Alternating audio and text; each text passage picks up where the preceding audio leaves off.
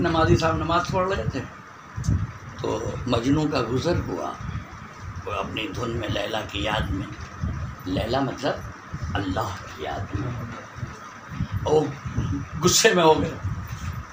शर्म नहीं आती तुमको, नमाज में पढ़ रहा था, नमाज के आगे से तुम निकल के चले गए। तो मजनू ने कहा क्या कैसी इबादत कर रहे थे, मैं लैला की मोहब्बत में निकला, मुझे इस बात की खबर नहीं है कि कोई नमाज़ पढ़ रहा है, और आप अल्लाह की मोहब्बत में नमाज़ पढ़ रहे तो आपको खबर कैसे लग गई कि मैं इधर से गुजरा, कि मैं लैला की मोहब्बत में निकला तो मुझे इस बात की खबर नहीं है कि कोई नमाज़ पढ़ रहा है, और तुम अल्लाह की मोहब्बत में कैसे कि तुम्हें ये खबर पड़ गई कि मैं गुजरा। सबक दे दिया। वो है लैला, वो है मजनू। मजनू तो इसलिए बच्चों को लोग कहते हैं ना गुस्से में मजनू बना फिरता है, कभी नहीं कहना। अक्सर लोग कहते हैं कि ये मना कर रहे हैं, नहीं लड़के जब वो थोड़ा आवारगी की तरफ जाते हैं तो अम्मा उम्मा क्या कहते हैं, मजनू की तरह फिरा करता है, हजरत देखो मजनू की तरह। कितने लोगों ने मेरे से कहा, मैंने मना किया, मैं कभी मत कहना। मजनू कौन है पहले समझना, फिल्म वालों ने क्या बना दिया है उस पर मत जाना।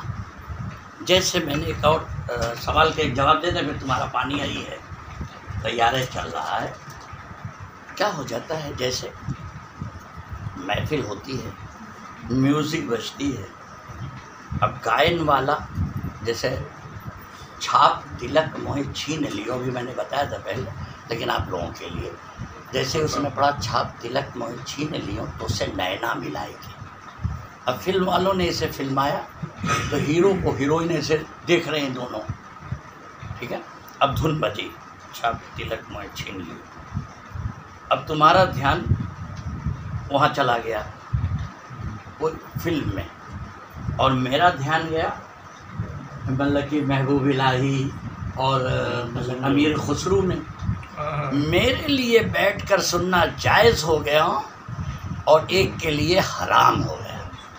उसके लिए लाजमी है कि महफिल से उठ के चला जाए। पहले वो धुन को गायन से हटाकर नाते मुस्तफ़ा में लावे, इतना नाते मुस्तफ़ा गुनगुना डाले कि जैसे टुन टुन होए तो उसको नाते मुस्तफ़ा याद आ जावे, या मनकबते ख्वाजा निज़ामुद्दीन औलिया याद आ जावे, वो महफिल याद आवे। इसी पर होता है, एक के लिए जायज़, एक के लिए हराम, एक के लिए नाजायज़। घुसी दिमाग में, ये भी मेरे से ले जाओ, दिमाग में घुसा के सब जगह के फतवा नहीं रिपीट कर देना, जहाँ हो एक तो घुसा दो, एक फतवा उठाओ जहाँ हर जगह घुसाते चले जाओ। ये सही नहीं है। ताज़िया घुसाना है तो फिर गौसे आज़म के रोज़े पे घुसा डालो, वो बात अच्छी नहीं है।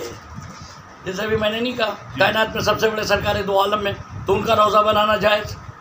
एक बार में बनाया तुमने, कैलेंडर में बनाया तुमने, घर पे बनाया तुमने, मस्जिद पे बनाया तुमने, दीवार पे बनाया तुमने, किताब पर बनाया तुमने, और इमाम हुसैन का रोज़ा बना दिया तो कुल हराम हराम हो गया। बना के रखा तुमने, जुलूस में लेकर निकले तुम, गौसे आज़म का बनाया, गरीब नवाज़ का बनाया, मखदूम अशरफ का बनाया, और सबके दिन पे लेके निकले, जायज़ था, दुरुस्त था। अरे भाई अपने मकान का बना के रख लो ना भाई। तो इमाम हुसैन में सब झगड़ा, तो झगड़ा सिर्फ इस बात का है, गमे हुसैन वो निशानी बनाना और है, याद हुसैन की निशानी बनाना और, ये दोनों में फ़र्क है। जहाँ अलम की बात कर दोगे बात और हो जाएगी, निशान की बात कर दोगे बात और हो जाएगी, ताज़िए की बात कर दोगे बात और हो जाएगी, नक्शे की बात कर दोगे बात और हो जाएगी, रोज़े की बात कर दोगे बात और हो जाएगी, ताज़िए की बात कर दोगे बात और हो जाएगी। तुम ज़बान से जो बोल रहे हो उसी पर फतवा होता है। जैसे अभी मेरे को किसी ने बताया, हम लोग जिक्र करते हैं अल्लाह अल्लाह अल्लाह, तो कुछ ने कहा कि हज़रत बाहर आवाज़ आती थू थू थू थू, अरे अब अपने अल्लाह को पढ़ रहे थे, वहाँ थू थू की आवाज़ सुन रहे थे, तो वो अमल छोड़ देना अच्छा। इसीलिए ताजुश शरिया ने नहीं कहा कि अल्लाह अल्लाह जो लोग पढ़ते हैं तो अल्लाह अल्लाह पढ़ने से फिर क्या होता है, माइक में कुछ अलग धुन जाती है। तो इसलिए वो बेहतर ये है कि वो उस वक्त ऐसा ना करें। उचित सिर्फ इतनी है कि माइक पर आवाज़ क्या गई उस पर डिपेंड होता है फतवा। इसीलिए कुछ लोग माइक से परहेज इसलिए करते हैं कि माइक में हम पढ़ कुछ रहे, आवाज़ कुछ जा रही है और आवाज़ सही सही जा रही है, सुभान अल्लाह, और आवाज़ में घुचावन पैदा हो रही है। इमाम साहब वो कुछ लोग ने वो बोली बोल कर रहे मुंह में घुसा के माइक, अब पता नहीं क्या आवाज़ जा रही है, तो इससे अच्छा उसको हटा दो ना, सीधी सीधी आवाज़ जाएगी। तो जो आवाज़ पर डिपेंड होता है, बाहर में आवाज़ निकल कर क्या जा रही है। अब समझे, अब तुम भीड़ में लेके सब लोग जिक्र कर रहे हैं लेकिन आवाज़ कुछ और जा रही है, तो उस जिक्र को बंद कर देना अच्छा। कि जैसे अल्लाह का तो मेरे को ही कोई नहीं बताया कि हसरत तो क्या होता है जब आपको अल्लाह का जिक्र सब लोग मिल के करते हैं तो बाहर ऐसे आवाज़ जाती है, थू थू थू थू। अब इसी तरीके से तुम लोग नोट करो, कुछ ऐसे नोट करो तो आवाज़ कुछ और जाती है। कोई चीज़ मशीन चलती है तो तुम्हारे दिमाग में जो रहेगी लगेगा वही पढ़ रहा है वो। मशीन चलती है, कोई भी मशीन, कोई वो टाइल्स काट रहा है और मशीन चली तो जो तुम्हारे दिमाग में धुन होगी जैसे लगेगा कि वही बोल रहा है, घुसी उस पर होता है डिपेंड। तो वो आदमी के लिए वो महफिल बेकार है, वो महफिल नुकसानदेह है, उसके लिए हराम है। तो उठ के चला जाए, पहले वो कायन से दिमाग को फिल्म से हटा के आ जावे इस साइड। तो इसीलिए कहा जाता है अहलियत पहले पैदा कर लो फिर बैठो, ठीक है। और इस पर बहस में चले जाओ तो लगेगा कि इतना बड़ा पहाड़ आ गया। अब तो लगेगा कि ये कव्वाली करने वाले नाच गाने वाले होंगे, समझे। बात ही बात चली है तो एक बात और बता दें, नाच गाने को बता दें। जो कैफियत तारी होती है, आला हजरत फरमाते हैं अगर नाते मुस्तफ़ा सुनो भैया, अच्छा नहीं लगता क्या? कहाँ पर? तो उनको भी ले लिए होते, अम्मी पापा भी सुन लेती। 9 बजे के बाद कर्फ्यू हुआ, 4 घंटे का रास्ता यहाँ। अभी आज जान लो कि मेरे यहाँ से निकल कर अगर कोई बस भी टाइम पर अगर होती है, आज अल्लाह का करम है कि वो बस वाले की ज़रूरत नहीं है कि अगर कोई आशिक़ रसूल और मेरी बात सुनने के लिए, यानी दीन की बात, पैगाम सरकार शाह मीरा गौसे आज़म, किसी में ज़रूरत नहीं है कि वो बस स्टैंड से निकल कर चली जाए। इतनी सारी मिसालें हैं कि लोग आके बताते हजरत बस चली गई थी लेकिन पता नहीं क्या हुआ, फिर लौट के आई। ये बहुत सारी मिसालें। पीर हमारे इख्तियार वाले, पीर हमारे इख्तियार वाले, पीर हमारे। तो हिम्मत अगर सुनो तो आना नहीं हो तो अम्मा अब्बा की बात है तो बिल्कुल सही बात है कि माँ बाप परेशान हुए तो आदत चाहिए, लेकिन ये कहो कर वो ज़रूरत नहीं है।